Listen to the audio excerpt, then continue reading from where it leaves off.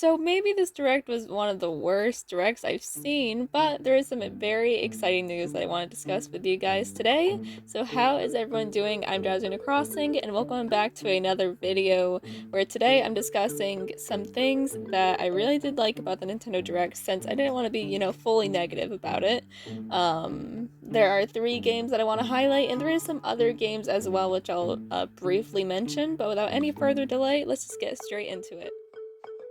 The first game I want to highlight is SpongeBob SquarePants The Cosmic Shake. This game looks like it's going to be a lot of fun to play. And it has a bunch of iconic SpongeBob memes hidden, and maybe not so hidden, in the game itself that are nods to the cartoon.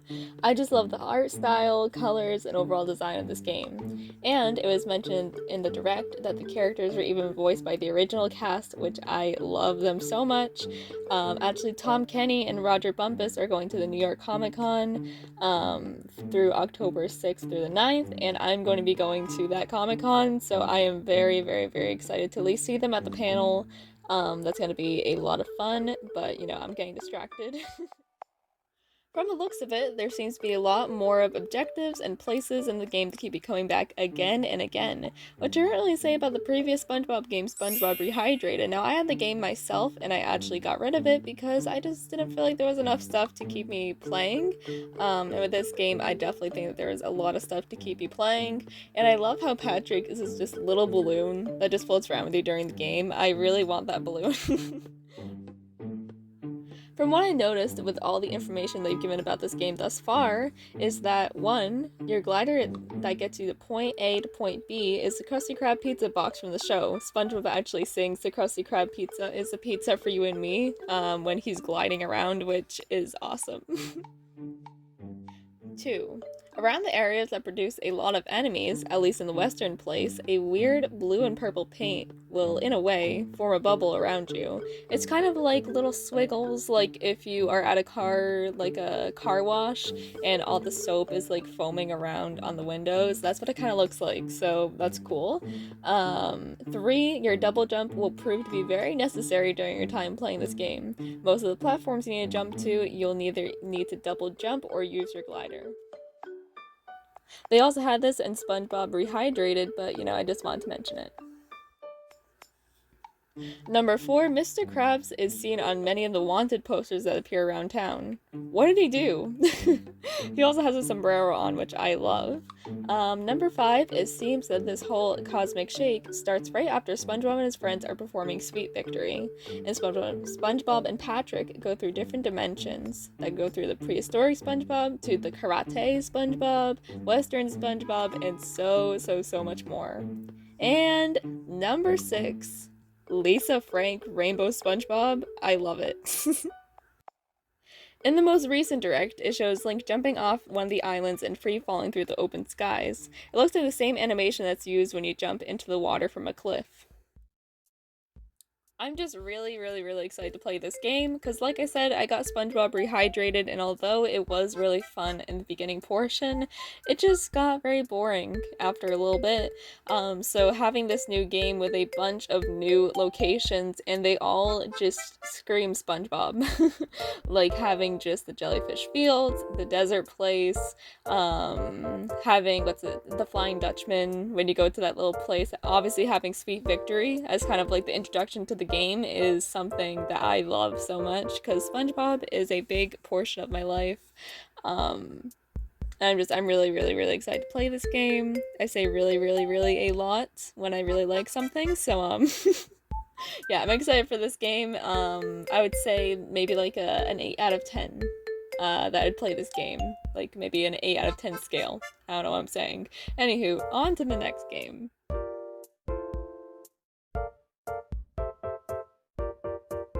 The second game is The Legend of Zelda Tears of the Kingdom. In this sequel to The Legend of Zelda Breath of the Wild, Link explores the skies above Hyrule. Now, I'm not the biggest Zelda fan. I started out my Zelda gaming adventure with Breath of the Wild and a bit of Wind Waker, so I apologize if I don't pick up on some of the details. Anywho, much like The Legend of Zelda Skyward Sword, this game takes place in the sky. Well, sort of.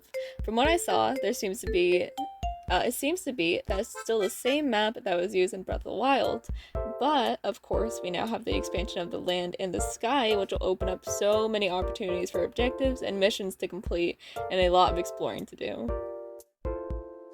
I'm not exactly sure how you can access these beautiful islands in the sky. It seems like there's going to be some accessible portals that you can go through, considering that in one clip showcased in a previous Nintendo Direct shows Link squeezing through a portal and onto a piece of land. But in another portion, it shows Link holding onto a rock that's flying upwards towards the sky. So I would say that there is a couple of ways that you can access the sky.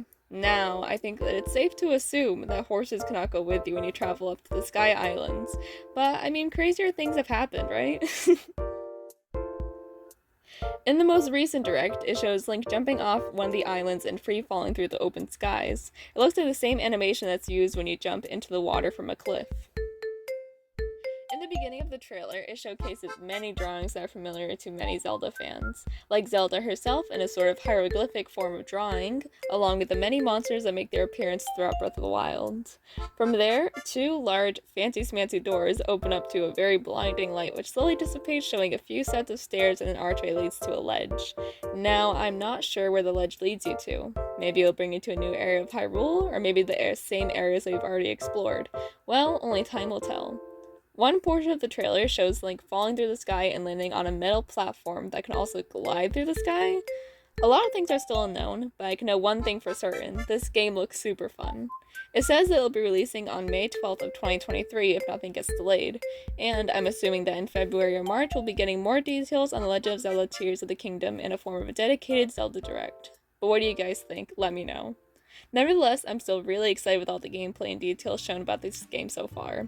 As I stated earlier, Breath of the Wild was the first Zelda game that I ever played, and with the time that I played Breath of the Wild, which is 90 hours of gameplay, I've only explored about half the map, or maybe even a quarter, defeated one of the divine beasts, done a fairly good amount of objectives, have not ever completed the game, and I still have 90 hours.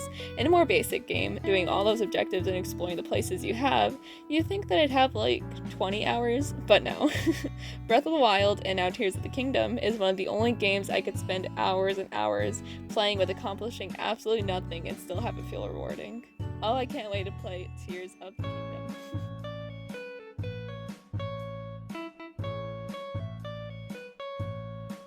And the last game I want to talk about would be Story of Seasons: A Wonderful Life. Being based on the Nintendo GameCube version of this game, it has improved on its graphics and overall design to match the Switch's performances. I have personally only played Story of Seasons: Pioneers of Olive Town, so I was super excited when I saw all this game had to offer. Like, the fact that your characters can age over time is so fun, but I'll most likely be crying over the characters who die. I will be very, very, very sad. I absolutely love the town that this game is set in. It seems so peaceful and tranquil, and I don't know if I've already mentioned it, but the architectural design of all the buildings I just love so much. It's very different from Pioneers of Olive Town because Pioneers of Olive Town is a very tropical and nautical town by the sea, whereas this game is set by the valley. Your new life begins in the Forgotten Valley, which is a very beautiful town with many friendly faces and beautiful destinations, where both your father and his friend Takakura once dreamed of creating a farm. When you start up the farm, you can of course plant crops, tend to the farm, tame and take care of your animals, build up more buildings, and harvest loads of fruits and veggies. I can't wait for this game to release onto the Nintendo Switch so I can explore all this cozy game has to offer. Just the fact that your children can go from a baby to a teenager and so on in a Story of Seasons game excites me quite a bit. And the fact that you yourself can age and see the slight changes that can happen throughout the course of playing the game is so interesting. Also, I seem to recall seeing your character have the ability to pick up chickens. Oh, I want to cuddle them so bad. So, although I found the 3 games from the Nintendo Direct to be very interesting, I found the overall Direct to be very bad. Probably the worst Direct I've seen if I'm going to be honest. But I still found a lot of things to be excited for. And there were some other things that did catch my attention that didn't seem necessary to talk about during the earlier portion, so I thought I'd mention it here. Like,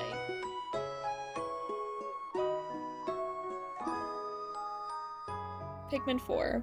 I'm not a big Pikmin fan. I've actually never played a single game from the Pikmin franchise, but I do know how much people have been expecting this game to be talked about during one of the directs, so I'm really glad that Pikmin fans have something to look forward to now.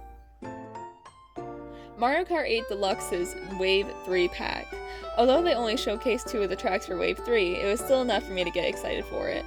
Every year on the channel, I try to go along with either the season or the holiday to do a collection of videos celebrating it. And for Christmas, I think that'd be fantastic to play that new Mario Kart 8 Merry Mountain track. And also, for some reason, I have memories of playing that Peach's Garden track, but it says that it was ported from the DS Mario Kart, and I've never played the DS version of Mario Kart, so I'm very confused. And lastly, the port of Kirby's Return to Dreamland over onto the Nintendo Switch for the deluxe version is pretty exciting to people who are a big fan of the Kirby franchise. I do very much love the Kirby series as a whole, but I played most, if not entirety, of the game when I had it on the Wii, so I don't see me buying this game for the Nintendo Switch, but that's just me.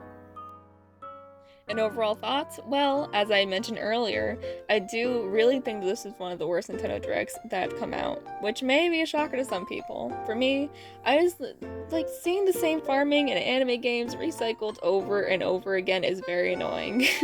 Oh, and those games that look super beautiful and has a great art style, and then they switch to gameplay only for it to be I don't know how to put it, like the battle-based screens where there's a bunch of different squares that you can move to. Those games. Oh, how I hate them. Overall, I thought that the Direct was okay. I'm still hoping for that ACNH update or even a new Mario game. Now that would be exciting. And what are you guys hoping to see in the future Nintendo Directs? And what games are you really excited to see appear in this Direct? Let me know. And side note, Yoshiaki Kuzami, how dare you say, what would you bring to a deserted island? Well, for me, I've already decided. Now please take a look at this and then snap your fingers and not show ACNH. Just wow. But anywho guys, that's gonna do it for this video. I want to thank you guys so very much for tuning in and watching. If you like what you saw, then consider subscribing because I work very hard on all these videos and I want to make more fall videos. I haven't made a single one yet. Actually, I did make a Halloween short, but that's about it. I still need to make one summer video, and that's my island tour. But then besides that, it's done. So I'm very, very, very excited to start on the fall videos, and then very soon the Christmas videos. I'm super excited. But anyhow, guys, stay well, stay safe, take care, and I'll see you on the very next video that I make. So bye! Stay well, I love you all. Can't wait to see you guys very, very, very soon.